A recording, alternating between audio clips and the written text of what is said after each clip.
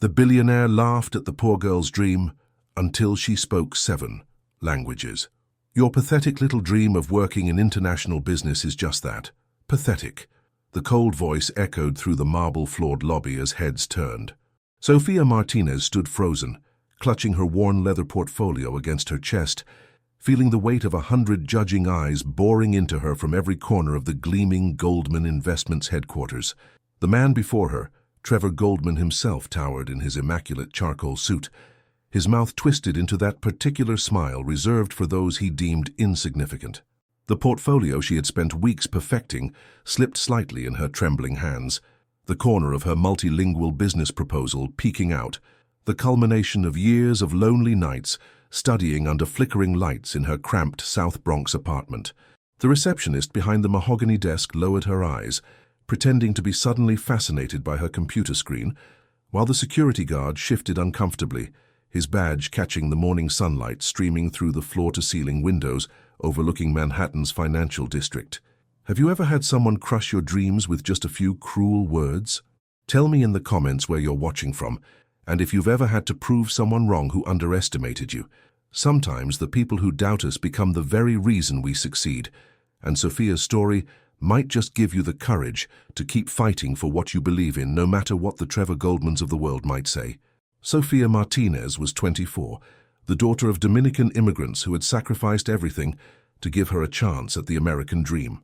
Her father, once a respected professor of linguistics in Santo Domingo, now drove a taxi 16 hours a day through the congested streets of New York, while her mother cleaned hotel rooms in Midtown, her hands rough and cracked from industrial-strength cleaning products.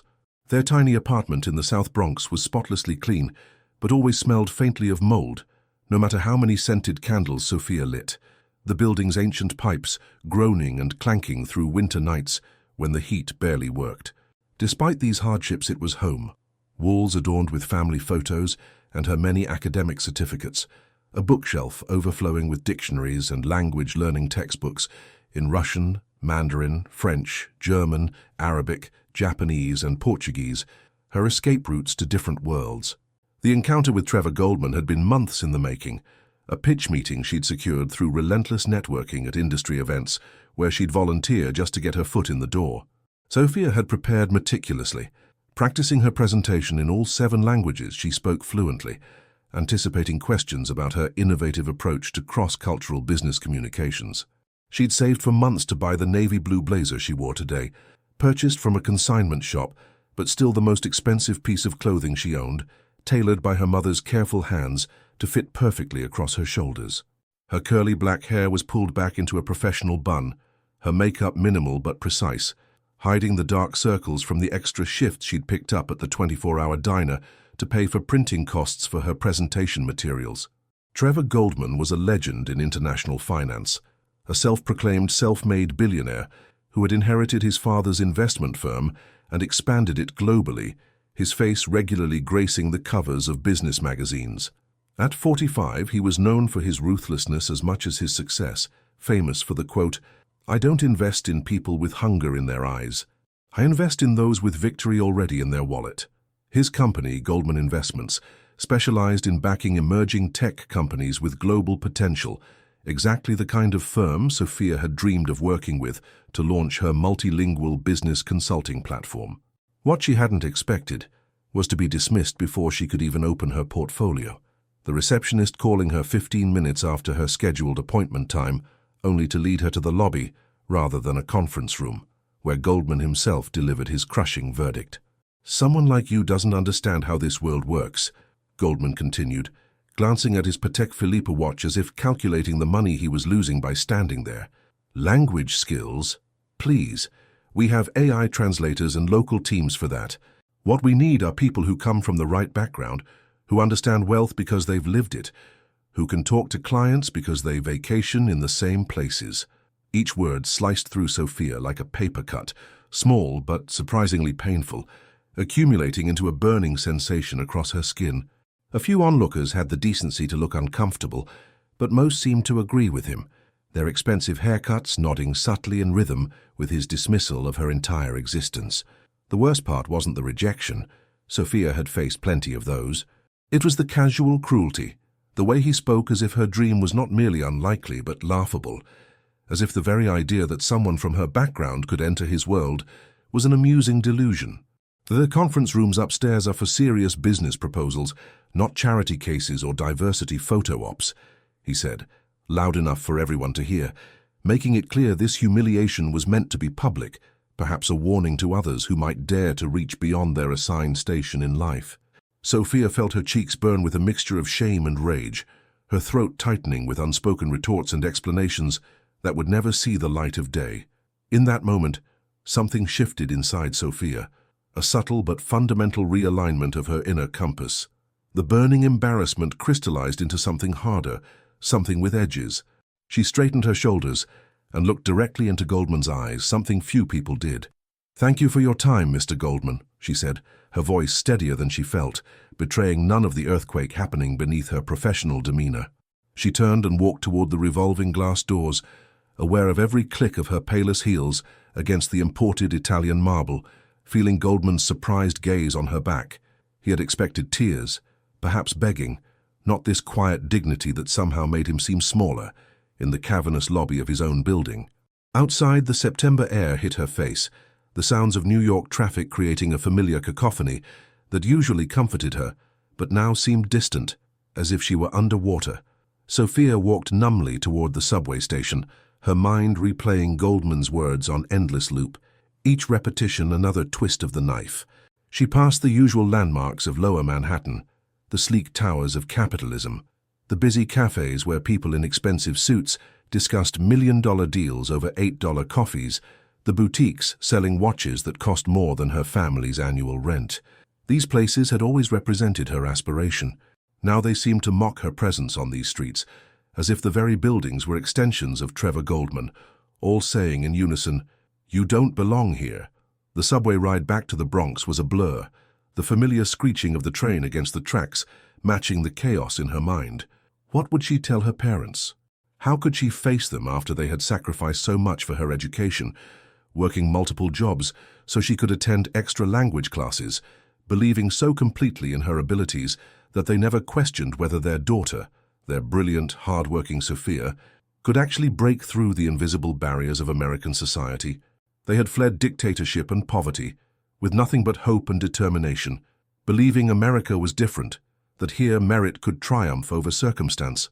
Sophia leaned her head against the smudged subway window, watching the darkness of the tunnel occasionally broken by flashing lights, feeling like her life had suddenly become a perfect metaphor for itself. When she emerged from the subway station in her neighborhood, the contrast with downtown couldn't have been starker. Here the buildings were worn, the sidewalks cracked, the air heavy with the scent of fried food from the Dominican restaurants mixed with exhaust from buses. Children played on the fire escapes. Mothers called to them in Spanish from windows above. Old men played dominoes at folding tables set up on the sidewalk. This was where Sophia had learned her first lessons about power, that it belonged to others, that it was guarded jealously, that those who had it rarely recognized their own advantages. But she had also learned about resilience here, watching her community build lives from whatever materials were available, creating warmth and connection despite systems designed to exclude them. Sophia climbed the 5 flights of stairs to her family's apartment, each step heavier than the last. When she reached their door, hand on the peeling paint, she paused. She couldn't bring this defeat inside, couldn't let it contaminate the sacred space of her parents' unwavering belief in her. Instead, she turned and climbed one more flight to the roof, her thinking place since childhood. The rooftop was empty this afternoon, the makeshift garden of potted plants tended by the building's residents swaying gently in the breeze. From here, she could see the Manhattan skyline in the distance, glittering and imposing, the Goldman Investments building indistinguishable among the forest of skyscrapers, yet now looming larger than all others in her mind. As the afternoon sun began its descent, casting long shadows across the roof, Sophia allowed herself to cry. Not the quiet, dignified tears she had held back in the lobby, but deep, wrenching sobs that tore from somewhere primal within her. She cried for the humiliation, for the dreams that suddenly seemed childishly naive, for her parents who believed in an America that perhaps didn't exist. But mostly she cried because for a moment, just a moment, Trevor Goldman had made her believe him, had made her question everything she had worked for, everything she was, and that was unforgivable. When the tears finally subsided, leaving her empty and hollow-eyed, Sophia watched the city lights begin to flicker on as dusk approached, her mind drifting to a memory from her childhood. She remembered sitting at their kitchen table at age 7, listening to her father speak on the phone in perfect French to a cousin in Montreal, then switched to Spanish when her mother asked a question, then to English when he helped Sophia with her homework, moving between worlds effortlessly through language. "Words are bridges, mi hija," he had told her, his eyes crinkling at the corners. "They can take you anywhere, even places where people say you don't belong." That night she had started her first language journal, carefully copying French phrases from her father's old textbook, the beginning of her lifelong passion. Now, 17 years later, that journal was joined by 6 others, filled with vocabulary, grammar notes, cultural observations, and dreams that Trevor Goldman had laughed at today. As darkness fell completely over New York City, the temperature dropping with the disappearance of the sun, Sophia made herself a promise. This wasn't the end of her story. It was barely the beginning. Trevor Goldman had made a critical error today. He had underestimated her. And if there was one thing Sophia Martinez had learned growing up in the Bronx, it was that being underestimated could be transformed from weakness into strength. People revealed their vulnerabilities to those they didn't see as threats. They spoke freely, assuming you couldn't understand. They left doors unlocked, believing you'd never dare to enter. As she stood up, brushing the rooftop dust from her carefully chosen interview clothes, a plan began to form in her mind, one that would require all 7 of her languages, every ounce of her determination, and a willingness to step into spaces where others believed she didn't belong. The key would be patience, Sophia realized, as she descended the stairs back to her apartment, her footsteps lighter now, fueled by purpose rather than weighed down by defeat. Trevor Goldman wasn't just a man. He was a symbol of a system that was designed to keep people like her on the outside. Breaking into that system wouldn't happen through the front door. She'd tried that today and found it firmly closed. No, she would need to find another way in, a side entrance perhaps, or even create her own door. And she would need help, allies who could see her value even if Goldman couldn't. With each step down, the outline of a strategy became clearer, her analytical mind shifting from processing trauma to plotting a path forward. By the time Sophia reached her family's apartment door, she had dried her tears and composed her features into a calm mask that revealed nothing of the tumult within. She would tell her parents a sanitized version of today's events. No need for them to know the extent of Goldman's cruelty. She would continue working at the diner, continue her language practice, continue networking, but with a new focus, a targeted approach born from today's harsh lesson. Trevor Goldman had shown her exactly who he was and what he valued. Now Sophia would use that information to her advantage. She turned her key in the lock, took a deep breath and stepped inside, where the scent of her mother's sancocho stew filled the small apartment with the comforting aroma of home, a reminder of everything she was fighting for and everything she already had that Trevor Goldman, for all his billions, did not.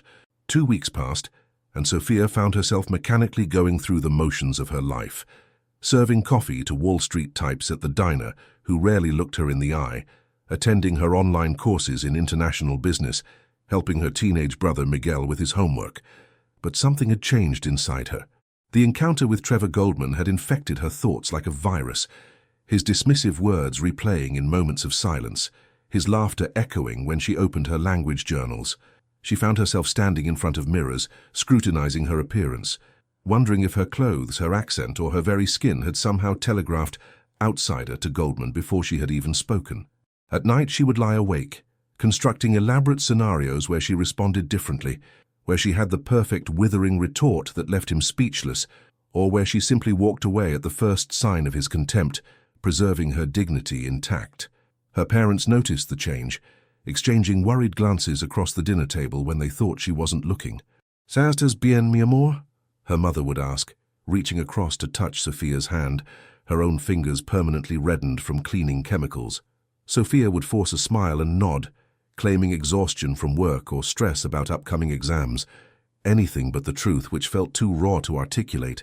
How could she explain that a stranger had managed to voice her deepest insecurities, to shine a spotlight on the fear that had lurked in the shadows of her ambition since childhood, that no matter how hard she worked, how many languages she mastered, how perfect her credentials became. People like her would always be seen as interlopers in the gleaming towers of American power. The diner where Sophia worked was just 6 blocks from the Goldman Investments building, a cruel geographic irony that meant she sometimes served the very people who worked there, overhearing snippets of their conversations about deals and investments that moved millions across borders with the casual tap of a keyboard. She wore her name tag that read Sophie rather than Sophia, a small compromise suggested by the manager to make customers more comfortable. With each coffee refill and breakfast special delivered, she fought against a growing sense of invisibility, a feeling that she existed only as a function to these people, not as a complete human with dreams equal to their own. Sometimes she would purposely speak in one of her other languages to a co-worker, Russian to Dmitri the cook, Mandarin to Lynn the hostess, just to see the startled looks on customers' faces, a small rebellion against their assumptions. On a particularly difficult morning, 3 weeks after the Goldman humiliation, Sophia was covering an extra shift when a group of young analysts from a financial firm came in, loud and careless with their privilege. One of them, a sandy-haired man in his late 20s, was complaining about having to work with a team from the Tokyo office. "The language barrier is a nightmare," he said, loosening his expensive tie. "Everything takes twice as long, and their accents on the video calls, it's like they're not even trying." His companions nodded sympathetically, commiserating about the challenges of international business, as if they were insurmountable obstacles rather than basic professional requirements. Sophia served their table in silence, her face a careful mask, but inside a storm was brewing, not just anger at their entitlement, but a dawning recognition that their weakness might somehow be her strength. That night, riding the subway home, Sophia found herself pulled into a memory from her senior year of high school. She had been selected as one of 2 students from her public school to participate in a citywide debate competition held at an elite private academy on the Upper East Side. She remembered stepping into the school's Gothic building, awed by the wood-paneled walls covered with oil paintings of distinguished alumni, the gleaming trophies in glass cases, the hushed library bigger than her entire school. The other competitors had arrived in private cars, wearing tailored uniforms, carrying leather briefcases instead of backpacks. They had eyed Sophia and her classmate Ramon with thinly veiled curiosity, like exotic specimens that had somehow wandered into their rarefied environment. "You speak really good English," one girl had said to Sophia during the lunch break, her tone suggesting she was paying a compliment. "I mean, like no accent at all." Sophia had smiled tightly, resisting the urge to point out that she had been born in New York, that English was her first language alongside Spanish, that the girl's observation revealed more about her own biases than anything about Sophia. Instead, she had channeled her frustration into her debate performance, her argument on international trade agreements delivered with such precision and passion that even the judges, all alumni of private schools themselves, had been unable to deny her the top score. The trophy she brought back to the Bronx had been displayed prominently in her school's main hall, a gleaming symbol of possibility for younger students. As the subway screeched around a corner, jolting her back to the present, Sophia realized she was approaching her situation from the wrong angle. Trevor Goldman had laughed at her dream because he saw her background as a liability. But what if it was actually her greatest asset? What if the very things that made her different, her languages, her cultural fluency, her experiences navigating between worlds, were precisely what made her valuable in a global economy? The analysts at the diner today couldn't even communicate effectively with their Tokyo colleagues, yet they occupied positions of privilege in the financial industry. It was an inefficiency in the system, a gap that someone with her skills could potentially exploit. The thought sparked something in Sophia, not hope exactly, but a cool analytical interest, the first stirring of a strategic mind emerging from the fog of humiliation. By the time she reached her stop, the outline of a plan was taking shape. She wouldn't try to become what Goldman thought she should be. Instead, she would find a way to make her differences work for her. She would need to be patient, to observe, to gather information. She would need to understand the world of Goldman Investments from the inside, to learn its weaknesses, its pressure points, its unmet needs. And to do that, she would need to find a way in, not through the front door as she had attempted before, but through a side entrance, perhaps disguised as someone Goldman and his type would never perceive as a threat. That evening, Instead of going directly home, Sophia stopped at the public library, finding a quiet corner with a computer. She began researching Goldman investments methodically, not just the public information about their portfolio companies and investment strategies, but deeper, more personal details. Which international markets were they expanding into? Which languages did their current executives speak? What were their blind spots? She searched for articles about Trevor Goldman himself, studying his interviews, his philanthropic activities, minimal and always with high visibility, his known associates. A pattern began to emerge. Goldman was aggressively expanding into emerging markets in Southeast Asia and Eastern Europe, yet based on the company's public profiles, few of his top executives had significant experience in these regions or fluency in their languages. As Sophia dug deeper, memories of her father's struggles surfaced, bringing with them a familiar ache. Carlos Martinez had been a respected linguistics professor in the Dominican Republic, specializing in Romance languages, with a comfortable home and a position of respect in society. His decision to emigrate had been driven by political necessity. His criticism of the government had made him a target, but also by dreams for his children's future. In America, his credentials had been dismissed, his accent mocked, his expertise overlooked. Sophia remembered the night she had found him at the kitchen table at 2 a.m., surrounded by rejected job applications, his head in his hands. "They want me to go back to school," he had said, his voice hollow with disbelief. 20 years of teaching, 2 books published, and they say my degree is not recognized here. The taxi driving job was supposed to be temporary, but temporary had stretched into years, the toll visible in her father's stooped shoulders, the new lines around his eyes, the way he winced when he stood after sitting for too long. Yet he had never complained, never expressed regret for the sacrifice. Instead, he had channeled his passion for language into his children, creating elaborate games to teach them French over dinner, telling bedtime stories in Spanish that incorporated Russian vocabulary, playing Italian opera on Sundays as he helped Sophia practice conversation. "Languages are power," he would tell her. "They let you hear what others cannot hear, see what others cannot see. They give you many lives in one lifetime." He had been her first teacher, her most steadfast believer, and seeing his brilliance diminished by a system that couldn't recognize value unless it came in familiar packaging had been Sophia's earliest lesson in injustice. Her mother's story was no less poignant. Elena Martinez had been a nurse in Santo Domingo, skilled and respected, her hands that now scrubbed hotel bathrooms once saving lives in an emergency room. In America, her medical training counted for nothing without a U.S. degree she couldn't afford to pursue, especially with 2 young children to support. Sophia remembered accompanying her mother to clean houses in wealthy neighborhoods when she was young, instructed to sit quietly with a book while Elena worked. One particular memory stood out, a woman complaining that Elena had used the wrong cleaning product on her marble countertops, speaking slowly and loudly as if volume could bridge the perceived language gap, unaware that Elena understood every word, including the derogatory aside to her husband, when she thought they were alone. Sophia had watched her mother's face remain impassive, her response respectful and measured, waiting until they were outside to let the mask slip, revealing the hurt and anger beneath. "Never let them see that they can wound you," Elena had told her daughter, straightening her uniform before entering the next house. "Your dignity is not something they can take unless you give it to them." That night, Elena had worked even more diligently on her English vocabulary with Sophia, as if language acquisition were an act of resistance, a refusal to be limited by others' perceptions. It was from her mother that Sophia had learned the power of quiet persistence, of working within systems while never fully accepting their constraints.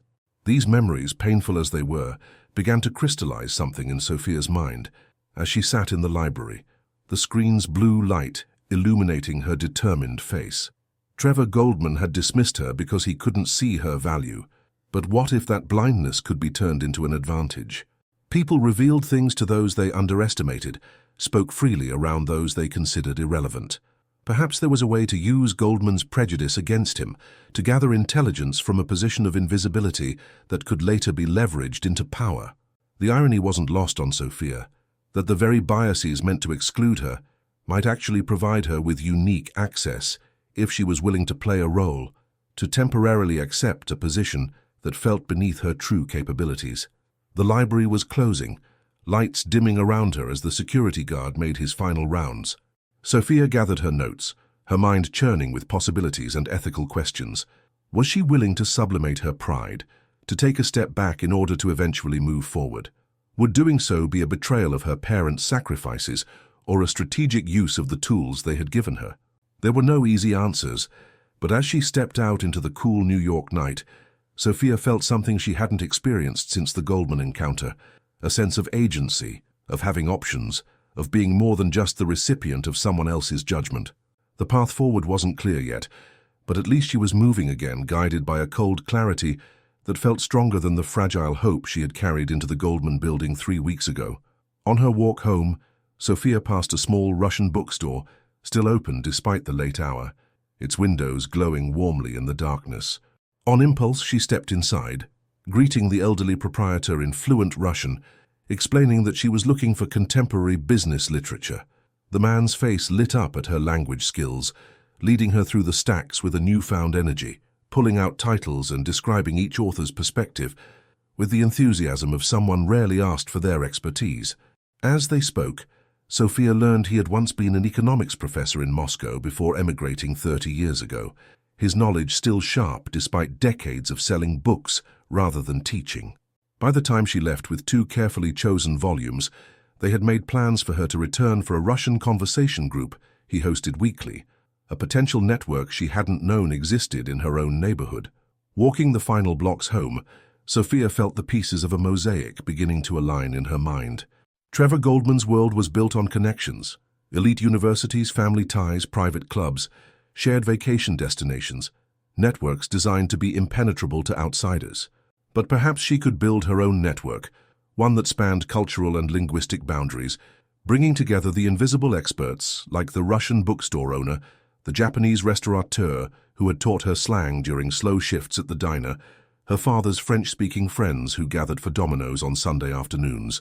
These people might not have Goldman's wealth or status, but they possessed something potentially more valuable: authentic cultural knowledge, linguistic expertise, and connections to communities across the globe that remained opaque to men like Goldman. When Sophia finally reached her apartment building, climbing the familiar 5 flights of stairs, she was exhausted but somehow lighter, the weight of shame partially lifted by the emergence of purpose. She found her parents asleep, her father's taxi driver ID on the kitchen counter beside her mother's cleaning uniform, hanging neatly by the door, ready for tomorrow's early shift. Their sacrifices deserved more than her surrender to someone like Trevor Goldman. She moved quietly to her bedroom, pulling out a notebook, beginning to sketch the outlines of a new approach, not just to her career, but to the very systems that had been designed to exclude people like her family. The languages that Goldman had dismissed as irrelevant would become her tools, her cultural fluency a map to territories he couldn't navigate despite all his wealth. As she finally prepared for bed in the early hours of the morning, Sophia caught sight of a photograph on her nightstand, herself at age 12, standing proudly beside a science project about communication across cultures, her first serious academic exploration of how language shapes perception. Her smile in the photo was unguarded, confident, certain of her place in the world and the value of her ideas. When had she started to doubt that certainty? When had she begun to internalize the subtle and not-so-subtle messages that someone with her background should temper her ambitions, should be grateful for smaller opportunities, should expect rejection from places like Goldman Investments? The memory of that 12-year-old's certainty tugged at something deep within her, a question that would guide her forward in the days to come. What if Trevor Goldman wasn't the gatekeeper he believed himself to be, but merely an obstacle on a path that led somewhere he couldn't even imagine? A month after the Goldman encounter, Sophia was refilling coffee at the diner when she overheard a conversation that stopped her mid-pour. 2 men in expensive suits were discussing Goldman Investments' newest venture, an aggressive expansion into Vietnamese tech startups that was hitting unexpected cultural roadblocks. "Trevor's losing his mind over this deal," said the older man, scrolling through emails on his phone. 3 months of negotiations, and the Vietnamese partners are suddenly going cold. Something about feeling disrespected, cultural misunderstandings. Trevor sent his usual team, but none of them speak the language, and apparently the translator they hired was terrible, missed all the nuances, the cultural contexts. His companion nodded sympathetically. That market's impossible to crack without locals. Goldman should know better. Word is he's personally flying out next week for damage control, bringing that new guy, what's his name? Harrison? The one from Yale with the Vietnamese girlfriend. They laughed, the sound grating against Sophia's ears as she carefully set down the coffee pot, mind racing with possibilities. Later that evening, in the quiet hour after her shift, but before her night class, Sophia sat in a corner booth of the now empty diner, laptop open to research Goldman Investments' Vietnamese ventures. What she discovered sent a surge of adrenaline through her system. The company had invested heavily in a partnership with a family-owned tech conglomerate in Hanoi, a potentially lucrative deal that would give them access to emerging markets throughout Southeast Asia. But according to business blogs and financial news snippets, the relationship had soured in recent weeks, with rumors of meetings ending abruptly and communications breaking down. Nothing official had been announced, but Goldman's stock had taken a small, unexplained dip, the kind of fluctuation that meant insiders were nervous, but the public hadn't yet caught on. Vietnamese wasn't one of Sophia's 7 languages, but she had basic proficiency from a semester-long elective course and her friendship with Min, a Vietnamese international student from her business program. It wasn't fluency, but it was enough to recognize a pattern when she dug deeper into Vietnamese business news sites, using translation tools to supplement her limited knowledge. The family Goldman was negotiating with, the Nguyens, were 4th-generation business owners, deeply traditional despite their tech innovations, and known for valuing relationship building over immediate profit. Several articles mentioned their preference for partners who showed respect for Vietnamese culture and took time to understand local customs. One profile of the family patriarch quoted him saying he would rather walk away from billions than partner with someone who saw Vietnam merely as a market to exploit rather than a culture to appreciate. As the pieces clicked into place, Sophia felt a strange sense of vindication. Trevor Goldman, who had laughed at her multilingual skills and cultural knowledge, was now facing failure precisely because his company lacked those capabilities. The irony might have been satisfying if it weren't also an opportunity, perhaps the most significant one she would get. Sophia closed her laptop, decision made. She would need help, resources and inside information, things she didn't have access to on her own, which meant it was time to reach out to someone she'd been avoiding, someone who represented a complicated part of her past, someone who might help her, but would certainly extract a price. Daniel Chen, her ex-boyfriend from college, now working at a rival investment firm.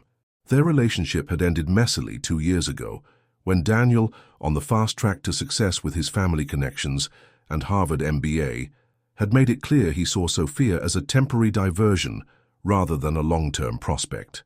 "You're brilliant, Sophia, but let's be realistic about how the world works," he had said during their final argument in his sleek downtown apartment, so similar to the condescending tone Trevor Goldman would later use.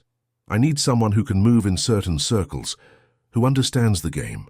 You're still figuring out how to get a seat at the table." The words had cut deep, not just because they came from someone she loved, but because part of her feared he might be right. They hadn't spoken since, though she occasionally saw his rising star mentioned in business publications or heard updates through mutual acquaintances. Contacting Daniel felt like swallowing broken glass, but Sophia reminded herself that pride was a luxury she couldn't currently afford. She crafted her message carefully, professional, light, giving nothing away of her true intentions. Just a former girlfriend reaching out to catch up over coffee, perhaps seeking career advice. Daniel's response came within hours, casual yet subtly condescending in its immediate availability, as if he'd been expecting her eventual return to his orbit, humbled and seeking help. They arranged to meet at an upscale cafe near his office the following afternoon, a place Sophia could barely afford, but would stretch her budget for this strategic necessity. She spent that night researching Goldman's Vietnamese venture in greater detail, preparing questions that would seem casual but yield maximum information, rehearsing a persona that would appeal to Daniel's ego while revealing nothing of her true plans. The cafe was all gleaming surfaces and hushed conversations, the kind of place where deals were discussed over $20 lattes. Daniel arrived 15 minutes late, the perfect amount of time to establish dominance without seeming outright rude. He looked exactly as she remembered, confident to the point of arrogance, impeccably dressed in a suit that probably cost more than her monthly rent, conventionally handsome in a way that opened doors without question. "Sophia," he said, kissing her cheek with practiced charm, his eyes quickly assessing her appearance, cataloguing the gap between her carefully chosen outfit and the casual luxury of the other patrons. "You look determined. Still fighting the system?" His smile held genuine affection mixed with condescension, the look of someone who believed he had made the right choice in walking away. For 2 excruciating hours, Sophia played the role she had rehearsed, slightly deferential, laughing at his jokes, expressing appropriate admiration for his recent promotion. She listened as he explained the complexities of international finance, as if she were a bright but uninformed student, rather than someone with a degree in the subject, nodding at his oversimplifications, strategically mentioning her continued interest in Asian markets. "Actually," she said, stirring her coffee with deliberate casualness, "I've been following that Goldman deal in Vietnam, the one that's rumored to be falling apart. Fascinating case study in cross-cultural negotiation failures, don't you think?" Daniel's expression shifted subtly. Surprise, then calculation, then the slightly smug look of someone with insider knowledge. "That's a perfect example of why connections matter more than concepts," he said, leaning forward, voice lowered to share privileged information. "Goldman's approaching it all wrong. The Nguyen family practically invented tech manufacturing in northern Vietnam, but they're old school. 3 generations living in the same compound, grandfather still has final say on all decisions. Goldman sent in their usual sharks, all data and projections. No relationship building. Then they brought in Harrison Chen, no relation to me, unfortunately, thinking an Asian American face would solve everything." He laughed, shaking his head at the naivety, as if the Nguyens wouldn't see right through that. Now Trevor himself is flying out next week, bringing the full Goldman charm offensive, but word is the Nguyens have already started talks with Singapore-based competitors. Sophia absorbed every word, asking follow-up questions that seemed born of casual interest rather than calculated information gathering. By the time they finished their overpriced coffees, she had learned exactly what she needed: the timeline of Goldman's Vietnam trip, the key players involved, the specific cultural missteps that had derailed negotiations, and most importantly, the desperate position Trevor Goldman now found himself in, with shareholders beginning to ask uncomfortable questions about the failed expansion. As they parted outside the cafe, Daniel held her gaze a moment too long. "You know, if you're really interested in Asian markets, I could put in a word at my firm. Nothing major to start with, but a foot in the door. We could see each other more often." His implication was clear: help contingent on personal involvement, professional opportunity tied to romantic availability. Sophia smiled, a genuine expression that confused Daniel momentarily. "That's very kind, Daniel. Let me think about it." In truth, there was nothing to think about. She had no intention of accepting his offer with its attached strings. But the meeting had confirmed what she suspected. Daniel, for all his privilege and success, saw her as a charity case at best, a potential conquest at worst. He was no different from Trevor Goldman, just younger and more personally interested in her. Both men operated in a world where people like Sophia were granted access only through the benevolence of gatekeepers like themselves, never through recognition of their own merit. It was a world built on connections rather than capabilities, pedigree rather than performance. And it was a world with rules she was now determined to rewrite rather than simply enter.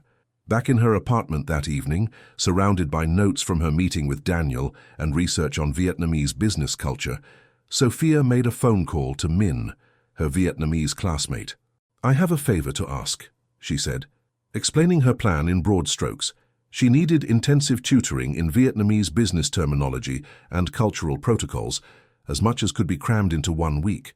Min's initial surprise gave way to enthusiasm as Sophia outlined a fair payment arrangement, drawing on her meager savings. "But why the rush?" Min asked. Sophia hesitated, then decided on a partial truth. "There's a potential opportunity, but I need to be prepared quickly. I'll explain everything soon, I promise." What she didn't say was that she was planning something that could either launch her career or destroy her chances permanently, and it all hinged on getting to Vietnam before Trevor Goldman. The next 7 days passed in a blur of preparation. Sophia took a leave of absence from the diner, claiming a family emergency. Every waking moment was dedicated to her crash course with Min, absorbing Vietnamese business vocabulary, practicing proper forms of address for various ages and positions, learning the subtle body language that could make or break a negotiation. Alongside these lessons, she liquidated her small investment account, money she had been saving for graduate school, and maxed out her only credit card to purchase a last-minute flight to Hanoi that would put her on the ground 2 days before Goldman's scheduled arrival. Her parents were told she was attending a business conference in Chicago, a lie that pained her but seemed necessary. They would never approve of such a risky, seemingly impulsive move. The final piece fell into place through an unexpected connection. The elderly Russian bookstore owner she had befriended, upon hearing a carefully edited version of her plan, made a phone call to his niece, Natasha Petrova, a respected financial journalist with contacts throughout Asia. She is in Hanoi now covering economic developments, and he explained, writing down contact information. Tell her Ivan sent you. She knows everyone worth knowing in business circles there. This potential ally was the wild card in Sophia's plan, someone who might provide the local introduction she would need, but also someone who might question her motives or, worse, expose her premature arrival to Goldman's team if their paths crossed. It was a risk she would have to take. She couldn't afford to waste time building connections once on the ground. The night before her departure, doubt crept in as Sophia packed her single suitcase, carefully selecting the few professional outfits she owned. What was she doing? Flying halfway around the world on a financial gamble based on overheard conversations and second-hand information, with no guarantee of success and every possibility of spectacular failure. She sat on the edge of her bed, the weight of potential consequences pressing down on her. If this didn't work, she would return to New York with depleted savings, credit card debt, and possibly a reputation as unstable or unprofessional that could follow her for years. The rational part of her brain screamed that this was madness, that she should cancel the flight, return to the diner, apply to more attainable jobs, and accept the incremental path forward that was the realistic option for someone of her background. But as she folded her final items, Sophia's gaze fell on her 7 language journals, stacked neatly on her desk. Years of dedication, thousands of hours of study, a wealth of knowledge that Trevor Goldman had dismissed in seconds. Next to them sat the framed photo of her parents on their first day in America, standing before the Statue of Liberty, their expressions a complex mixture of hope, determination, and barely concealed fear of the unknown. They had risked everything on a gamble much greater than hers, leaving behind their homeland with no guarantee of success in a new country. Their courage in that moment had created the possibility of her existence in this one. She owed it to them and to herself to take this chance, to refuse the limitations others had placed on her potential. The 20-hour journey to Hanoi was a liminal space, suspended between her old life and whatever awaited her.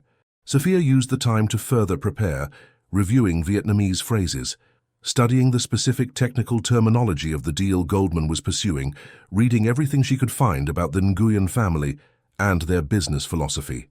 When she finally arrived, the humid air and sensory overload of the city momentarily overwhelmed her. The symphony of motorbikes, the riot of colors and scents, the rapid-fire Vietnamese conversations surrounding her. For a brief, terrifying moment, she felt like an imposter, a naive American out of her depth. Then she straightened her shoulders, hailed a taxi in careful Vietnamese, and directed the driver to the modest hotel she had booked in the old quarter, away from the luxury establishments where Goldman's team would likely stay. The next morning, Sophia met Natasha Petrova at a bustling cafe overlooking Hon Kim Lake. The Russian journalist was in her 50s, sharp-eyed and no-nonsense, regarding Sophia with frank curiosity as she explained her connection to Ivan and her interest in the Goldman-Nguyen negotiations. "So you're here to observe international business practices firsthand, for your studies?" Natasha asked, clearly sensing there was more to the story. Sophia hesitated, then made a calculated decision for partial honesty. "I'm interested in how cross-cultural communication affects major deals. This particular negotiation fascinates me because of the reported difficulties." She paused, then added, "And yes, I have a personal interest in seeing how companies like Goldman Investments approach international markets." Natasha's expression remained neutral, but her eyes sharpened with professional interest. Personal, Now that sounds like there might be a story worth hearing. By the end of their coffee, Sophia had shared enough of her history with Goldman to intrigue Natasha without revealing her entire plan. The journalist who had built her career on exposing the gap between corporate rhetoric and practice seemed amused by the young woman's determination.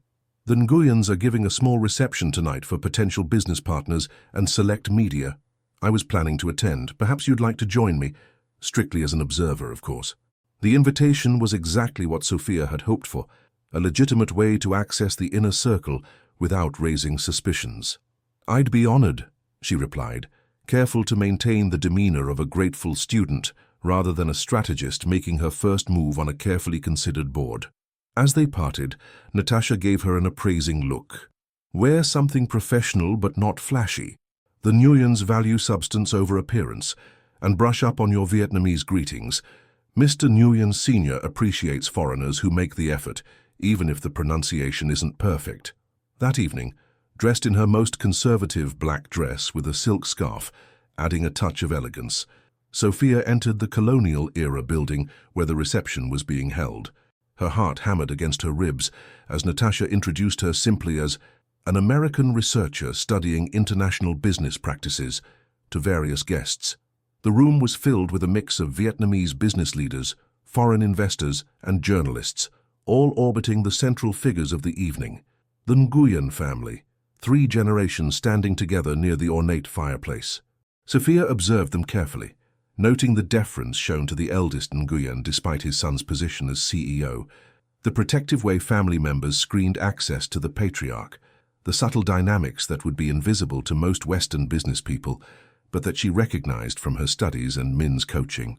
When Natasha eventually maneuvered them toward the Nguyens, Sophia took a deep breath and greeted the elder Mr. Nguyen in careful Vietnamese, using the most respectful form of address, bowing slightly as Min had taught her. The old man's eyes widened in surprise, then crinkled with pleasure.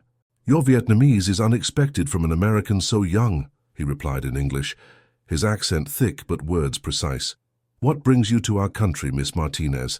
The genuine curiosity in his question opened the door for Sophia to briefly explain her academic interest in cross-cultural business communication, her own multilingual background, and her belief that successful international partnerships required more than just financial alignment.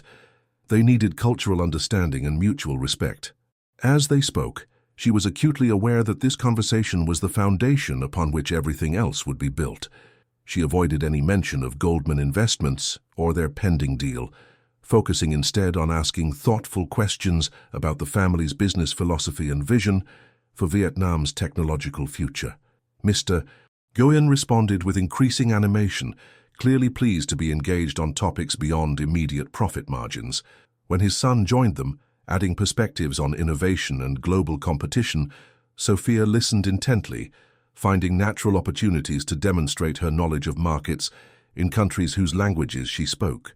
By the time Natasha smoothly moved them along to greet other guests, Sophia had accomplished her first objective, making a positive impression on the Nguyen family without revealing her connection to their troubled Goldman negotiations.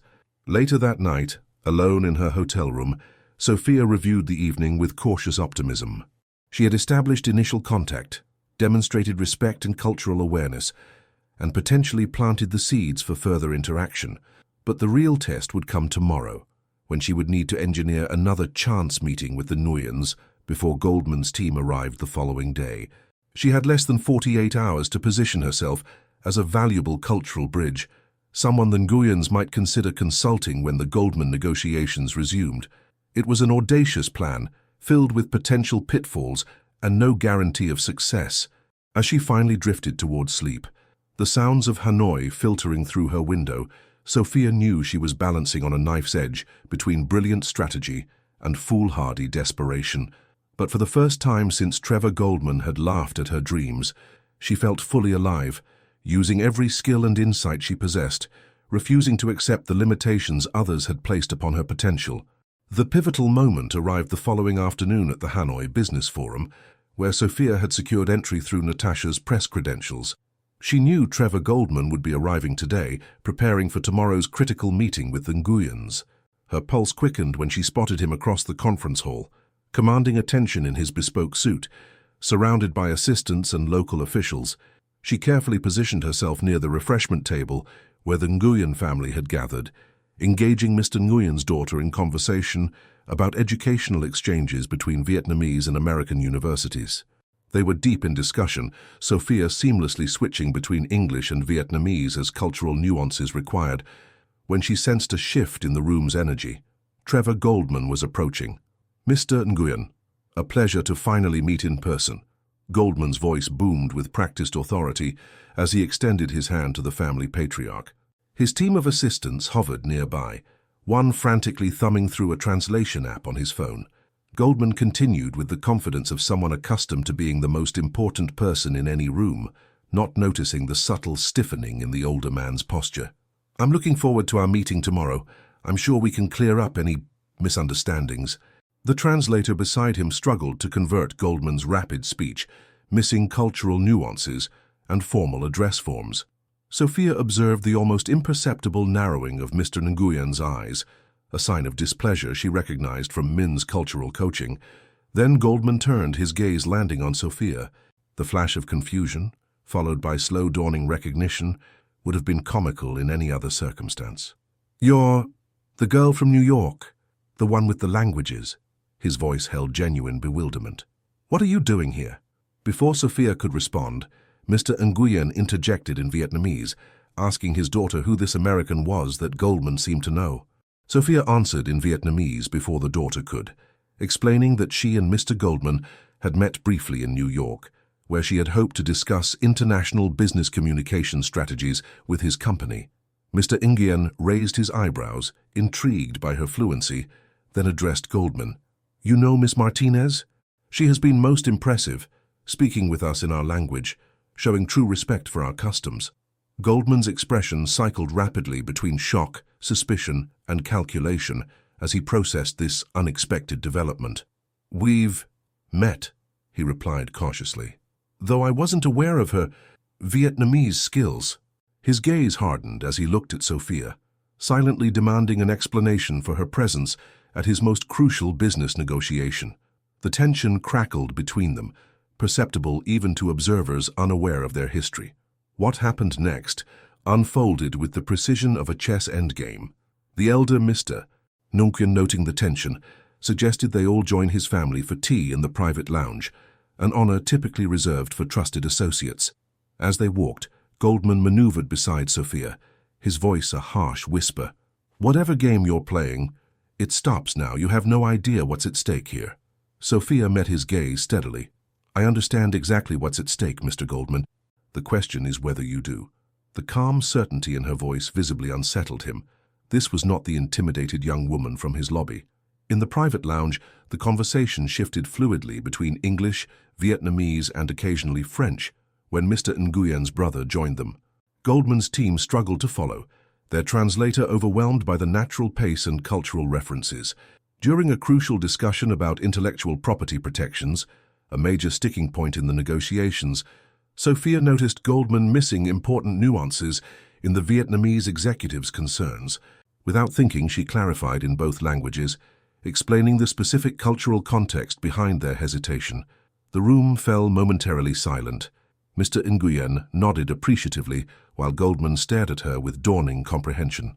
"Miss Martinez," Mr. Nguyen said finally, "it seems you understand both sides of this conversation better than anyone. Perhaps you would consider serving as a cultural consultant for these negotiations?" The question hung in the air, an opportunity materialized from nowhere. Goldman's face tightened. He recognized the trap, but couldn't see a way out. Refusing Sophia's involvement would now appear as rejecting the Nguyens' suggestion, potentially derailing the already fragile negotiations. Accepting meant acknowledging her value, the very thing he had mockingly dismissed in New York. "That's an excellent suggestion," Goldman said after a calculated pause, his businessman's instinct for survival overriding his pride. "Miss Martinez has unique insights that could benefit our discussions."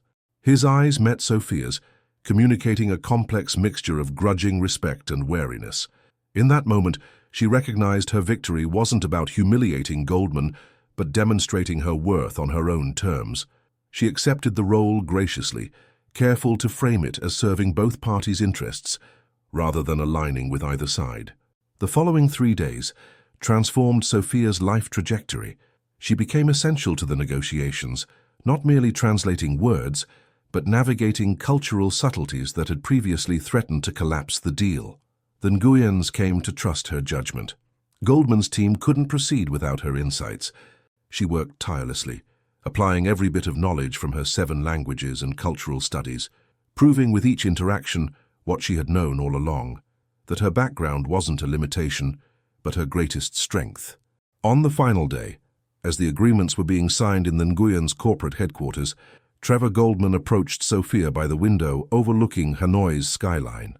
"You've impressed me, Martinez," he admitted, the words clearly difficult for him. Few people manage that. She noted he was speaking to her differently now, as a professional rather than a charity case. "I underestimated you in New York. That was an error in judgment." It wasn't quite an apology, but from someone like Goldman, it was remarkable nonetheless. "What happens when we return to New York?" she asked directly. Goldman studied her for a moment before responding. "Goldman Investments needs someone with your capabilities. Not entry-level, a specialist position in cross-cultural negotiations, focusing on Asian markets initially." He named a salary that would transform her family's financial situation overnight. "Unless you've received better offers, I imagine the Nguyens might be interested in keeping your talents here." 6 months later, Sophia stood at the window of her new office on the 32nd floor of the Goldman Investments building, looking out at the Manhattan skyline now from the inside. Her department, cross-cultural business development, had started with her as the sole specialist, and now comprised a team of 5 multilingual experts, all from backgrounds similar to hers. On her desk sat a framed photo of her parents at her office warming celebration, their faces radiating pride, alongside her 7 language journals, now joined by an 8th for Vietnamese. Her phone buzzed with a text from Trevor Goldman himself, requesting her input on a potential Brazilian acquisition, her Portuguese skills needed again. The message ended with something that still felt surreal. "Your insight is invaluable here." She smiled, remembering the girl who had once stood humiliated in the lobby far below, never imagining she would transform rejection into her greatest professional triumph. If this story touched you, share it with someone facing obstacles today. Remember that what others see as your limitations might actually be your greatest strengths. You just need to find the right moment to reveal them.